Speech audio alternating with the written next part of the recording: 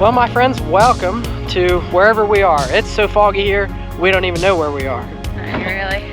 But Rachel and myself are here at the Dolly Sods Wilderness. We are doing a backpacking trip, so no kids, no dogs, no frustration, Freedom! right? Well, I don't know about that. It's been quite a frustrating journey to get here because we got halfway down the road and I realized I forgot my cameras, then we had to go back and get it.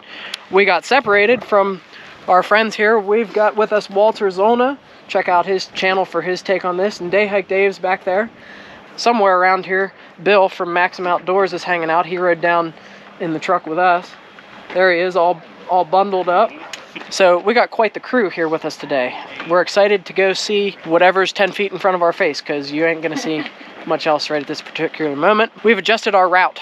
We're gonna go counterclockwise, I think. Try to maybe see some things up close and then save the views for next week's episode. So be sure you're subscribed because you're going to want to see this whole thing play out here. This is one of the premier backpacking spots in the eastern United States. Is there anything else you want to say? You've been here before. I've been here before, 2010, for a college orientation backpacking class. So it's been a while. What I remember of it was beautiful, so I'm excited to be back. She's our tour guide. So that's why she's here. Oh, sure. Sure, that's why. But all right, let's get on the trail.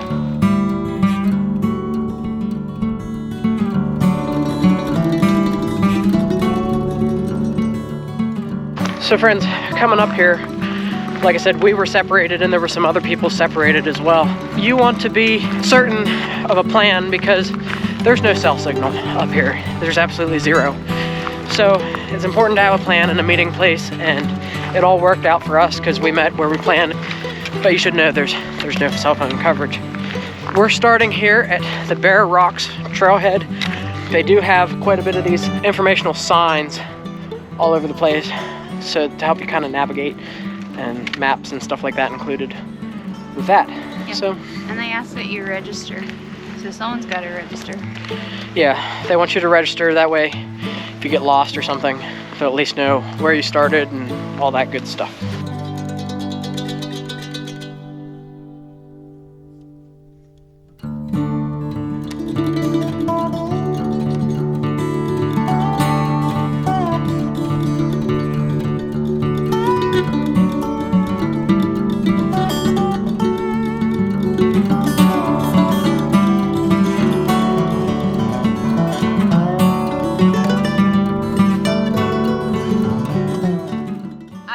Prepared myself for hiking with everyone, especially you. I heard about you.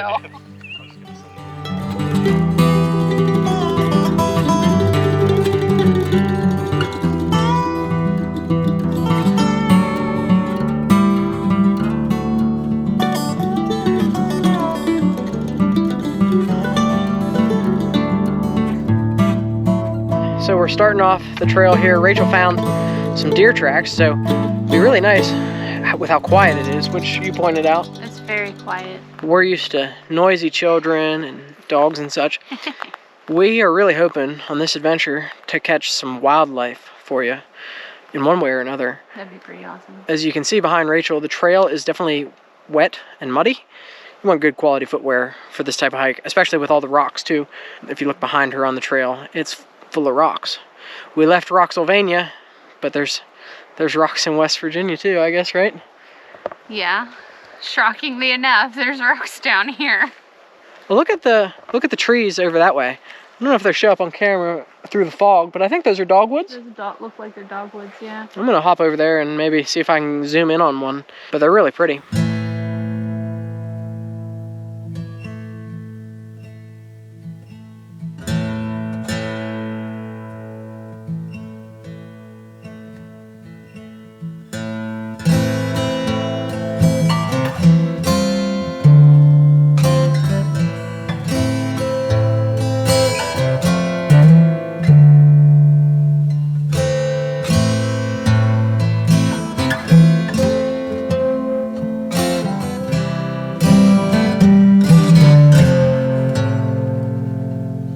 So friends, if you're familiar with the channel, we generally do a lot of RV content, but our RV content strays from the norm when it comes to that. A lot of hiking and biking and adventure stuff. At some point in time last year, Rachel and I had talked about doing a short backpacking trip, and we had kind of set out with the idea that Spruce Knob would be kind of a good destination to do. The loop up there is considered a beginner's loop. But at some point in time while researching that, I discovered Dolly Sods and the loop up here, which is longer, and I thought, oh, maybe that'd be a good second trip.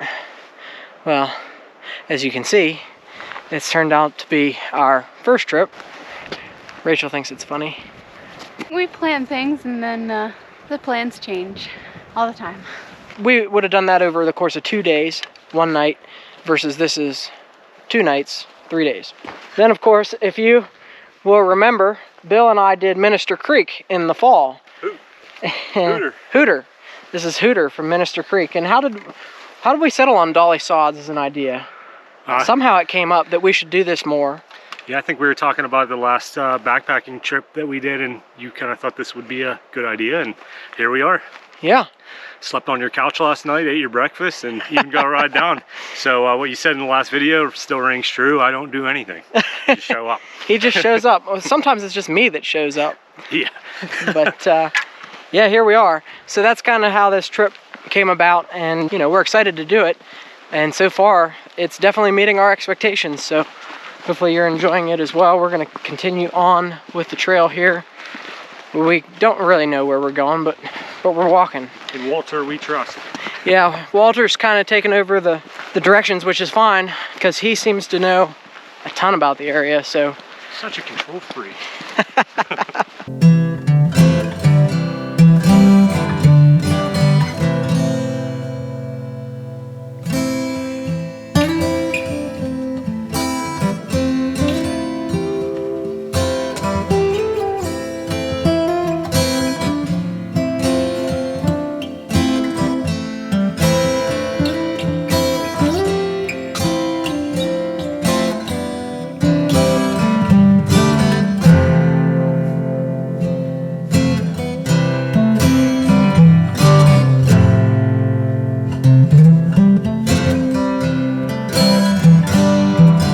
So, Walter, do you know the history of the landscape here? Do you know like what causes this to be like that? Because I have no idea. So my understanding, based on what I had read, is that this area was hit by massive lumbering in the late 1800s, and then there was sheep grazing.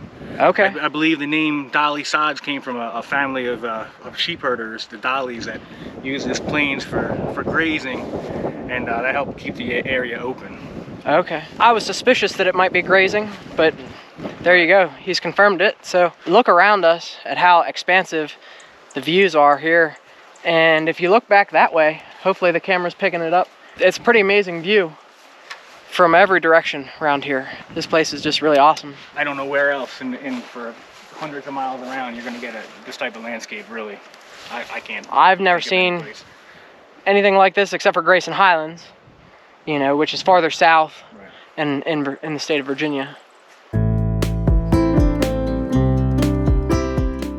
So friends, this area here, it really reminds me of when we were at Grayson Highlands, just in that you can see the trail so far off, and it's really cool to see other backpackers and stuff from a distance, and I just think it's cool to just see people out, you know, enjoying the space. Of course here, you know, those are my fellow YouTubers up ahead, but it's just an expansive view, and it's a very pretty view, obviously. So far, really appreciating this place. Thanks for coming along with us on this adventure. We've got a lot more to come here.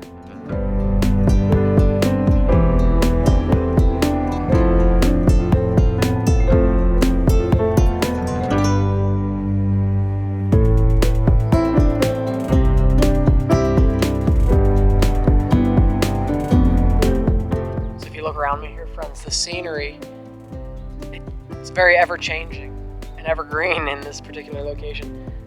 Nice little patch of spruce woods, and you enter into these and the temperature changes and the feel of it changes and the moisture in the soil changes. Very neat little ecosystem.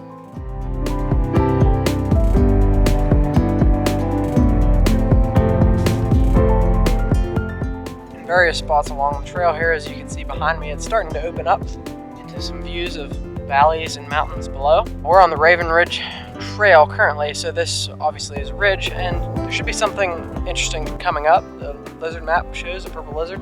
I don't think this is quite it yet, but we're gonna keep on trucking down that way and see what all there is to find.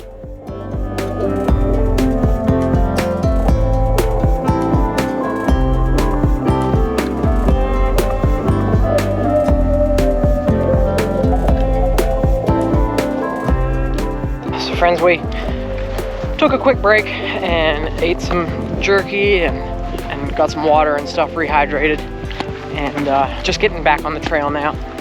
But the landscape around here is just incredible. If you just look around me, it's really opened up. The day has really gotten nice. It's nice and warm now. The sun's out. The sky's clearing up. Looks like all in all, we're gonna have a great evening here at the Dolly Sods Wilderness.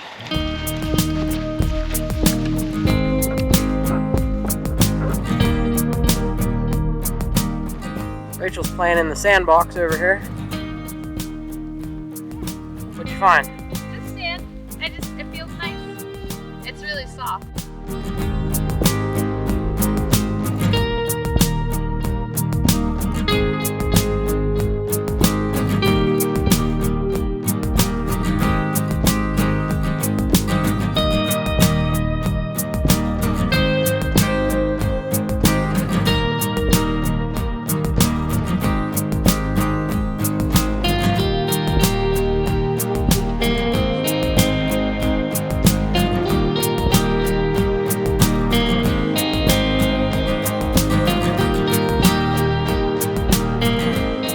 So here I think we're crossing one of the tributaries of Red Creek, if not Red Creek itself. But the beavers of this area all dammed up. Mother Nature's engineers. It's amazing what they can do. And you can see their lodge just over that way. So that's where they live. And then they dam up the water to keep the water a consistent level inside their lodge. The rooms that they have in the lodge would be above the water level. But the water keeps them safe because the tunnels for in and out of the lodge is under the water, so predators can't get in there. The beavers need the air to breathe, so they live above the water. So it's pretty neat how they do that. The terrain and the landscape continues to change. This looks familiar though, like we've been in a place like this before, but as you can see all around us, the amount of mud that there is. You know, it's fairly dry. Like, they haven't got a lot of rain recently in this area, but at the same time, it is soupy in some spots. There's various ways around the mud, as you can see Billy over there stealthy walking through the Dolly Sods. But yeah, you just got to make sure you got some real good waterproof shoes and be prepared for some MUD mud.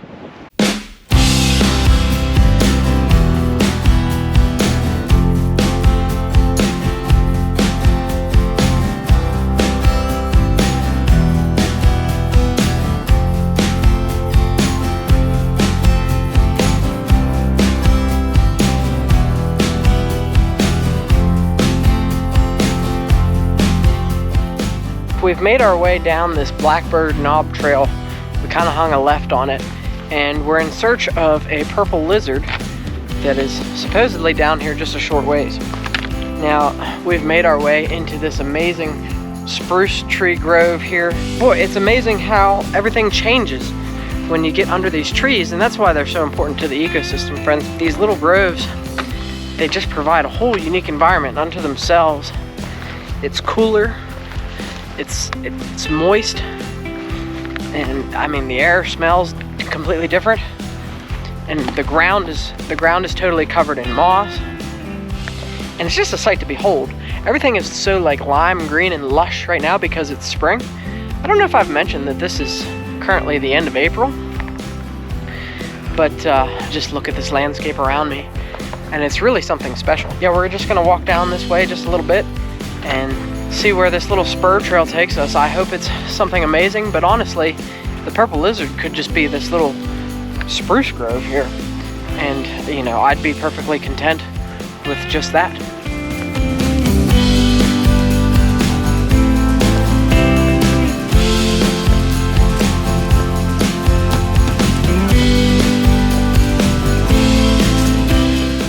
So anytime you can bring the sound of rushing water into the hike. You know, it's a good one. There's some nice little cascades in here. We're gonna try to see if we can't get a better view of this thing here.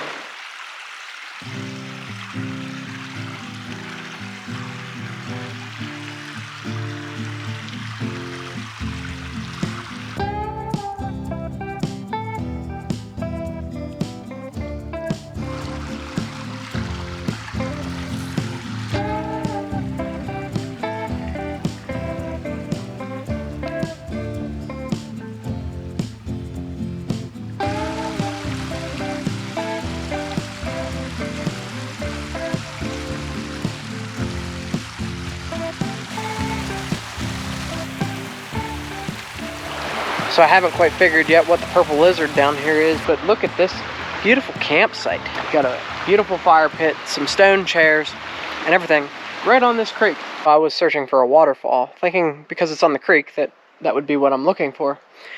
And I'm still not completely sure what I'm looking for, but check this out. And this seems to be like a pretty immense boulder field. Pretty cool, nonetheless. This area, as you walk up the creek here, is full of established campsites. So if you are looking for a truly awesome place to camp while you're in this area of the trail below Blackbird Knob, there's some awesome campsites down here and a really cool boulder field. It's weird that this is here like this, just in kind of the middle of nowhere. I imagine it might have been the creek bed at some point, but who knows. Cool nonetheless. This is Red Creek here. We chose this nice little spot to take a little bit of a break. It's been nice just sitting around, and I have a feeling there's going to be more sitting around a campfire later. But we're going to hike, I don't know, probably another 2 miles or so. And we're trying to get some mileage in today so that we can get up to Lion's Head early tomorrow morning. May potentially do some other stuff tomorrow. We're just kind of a wait and see type of situation, see how we feel. And but the more miles we put on today, the less we have to walk tomorrow. So that's the goal. So we're gonna head on back up the hill to Blackbird Knob and make a left and find Red Creek again somewhere down the way.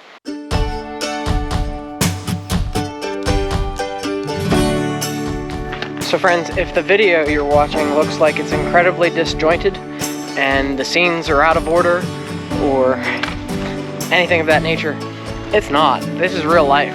The scenery here, it's like every 100 yards it's different, but then it's very similar to something that we've already seen. So like, it's gonna look like I'm jumping around all over the place, but it's just the way the scenery is here, and it's really quite special. This area is a little different. We're kind of in like an azalea cave. It'd be really neat. Could be mountain laurel too, but it'd be really neat when this is all in bloom to see. We're just on our way back down to Red Creek, and hopefully we can find a nice campsite just like the ones we were just at back there. The sun is really shining now though, and the weather has really changed for the better. When we first got here and it was all foggy and stuff, like I couldn't have imagined a day this nice was going to become of it. And yet here we are, nearly 70 degrees and a bright sunny blue sky.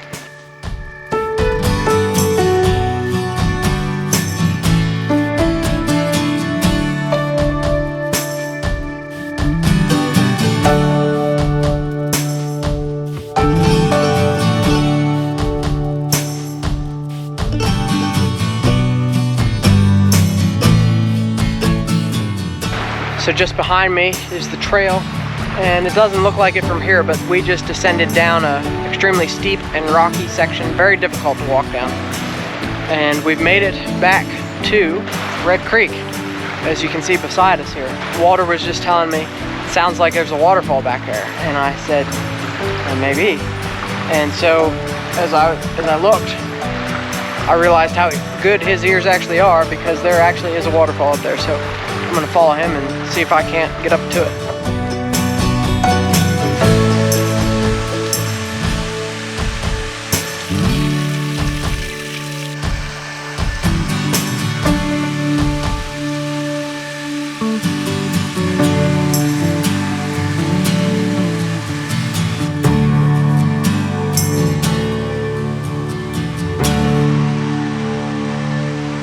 Well, friends, I believe we have made it to where the main channel of Red Creek meets the secondary channel.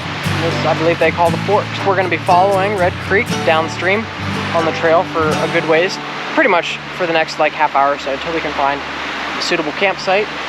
Bill, what do you think of the waterfall? Awesome. A little bit of everything. Vistas, wildlife, waterfalls. We weren't lucky enough to get the campsite here. It's already occupied, unfortunately. Yeah. Well, we think we've found the campsite. We're not sure yet. The creek, Red Creek, is just right over there. We're very near the Forks where that last waterfall we showed you was. We kind of realized that the trail was taking us away from the creek and the campsite. Not good to keep going, especially when it's getting dark out and stuff. Alright, well, it's about 5:30 right now. I think we have settled on camp here. Hi. We're gonna cause like an infinity. Yeah.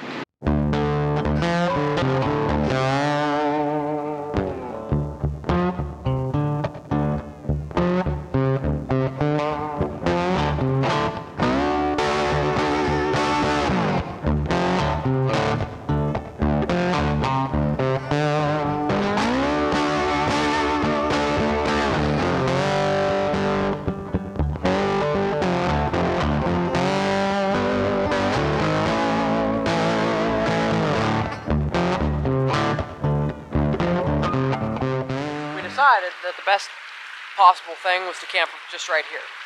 So you can see all our tents just over there.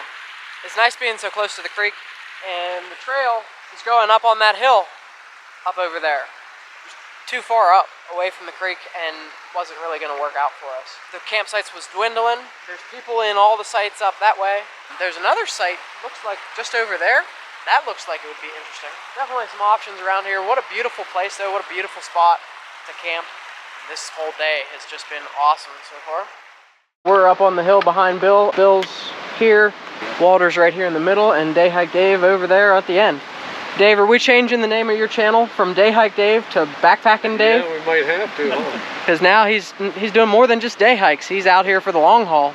But yeah, we're gonna get some dinner ready. I've got some chicken teriyaki for myself, chicken and dumplings for Rachel. The consensus is that you should use less water than what this calls for. So like this one says 1 1/3. We'll do something less than that. Mine says 1 2/3 with guesstimation measuring because I don't have a measuring cup. We brought a big kettle with us. That way we could boil water for 2 people at once because that makes things a little bit easier. And that's the plan. The creek here is a good source of water. That's why we chose this site, because we were concerned about water usage. Because you don't want to carry water with us if you can get it from somewhere on the trail. It just makes more sense.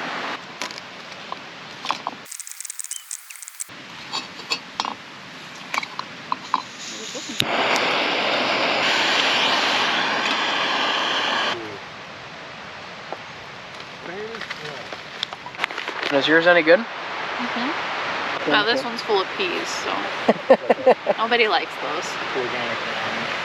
This is what I got here, chicken teriyaki. I can't remember if I had this one before or not, but this one's pretty good.